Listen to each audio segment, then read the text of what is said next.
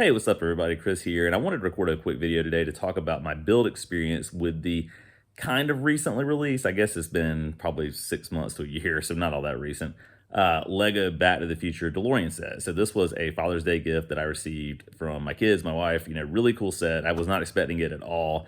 It's the kind of set that at $200, I would definitely be kind of hesitant to pick up. It's just a lot. There are sets out there that I want that cost a ton. I'm thinking about, the Death Star, which I guess is discontinued now, but things like the AT-AT, the Star Destroyer, all that sort of stuff that just cost an arm and a leg to get. It's just, things that I don't want to spend that much money on, but they got it for me as a surprise, which was really cool. It was actually a damaged box deal, so I got a ton of Lego VIP points, which means you get discounts on other Legos. So that money will be sort of recycled back into that in the not too distant future. But I just wanted to talk about my build experience with it.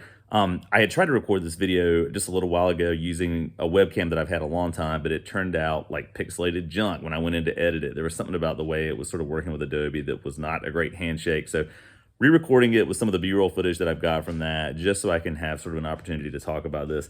I didn't have a ton of time today to make a new video, but I did want to just kind of share my experience because this is one of the more fun Lego sets that I've built in a long time. I did have one issue, and I'll show that here with some overlaid footage that I've got of one of the wheel wells that just was not fitting properly. I tried a million different ways to make this work, and it just did not want to work for me for whatever reason. It just did not fit properly.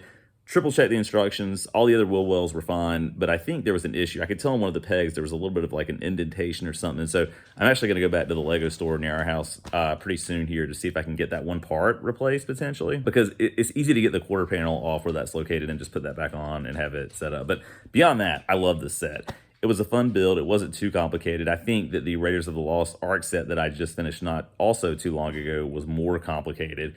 This has some moving parts to it. I chose to go with the Back to the Future Part 2 configuration, which lets you kind of lay the wheels horizontally with the flip of a lever on the other side of the car.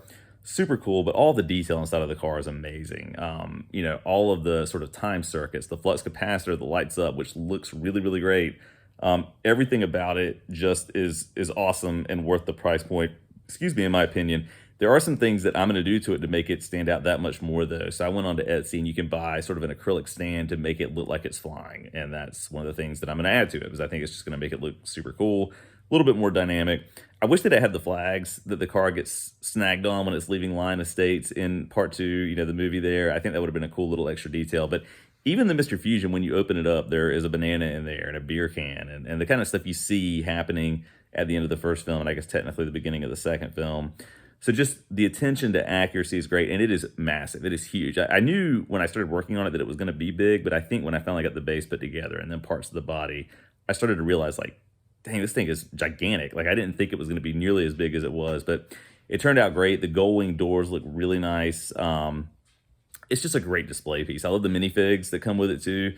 2015 versions of Doc and Marty. Marty's got his pants pockets pulled inside out. Doc has got his, he's got two poses or two faces, I guess I should say, one with the silver shades and one where he just has his sort of great Scott, concerned expression, which is classic Doc. But it's totally worth the cost. I'm trying to think of different ways they could have improved it. I think if the headlights lit up, I think if there could have been some lighting around the external time circuits, the sort of blue lights that you see in the movie, but that's unrealistic at the price point and for what they're able to do, I think. I love this. I've done one mini DeLorean in the past that obviously was not nearly this intricate or involved, and that was really fun too, but this one was on a whole nother level. So if you're a Back to the Future fan, I highly recommend it. It's a great display piece. I love the way it looks when complete. I'm kind of rearranging a little bit of the space in my office I've got upstairs because it's not a huge room. You've probably seen my movie room tour if you've been following this channel at all. But I want to get my Legos kind of front and center because I've got some really cool ones now that I just want to have some attention drawn to. But anyway, if you've got this set, let me know what you thought about the build. I think it's totally worth the cost as a Back to the Future fan. But I'd love to hear your thoughts. As always, thanks so much for watching, and I'll check back in soon.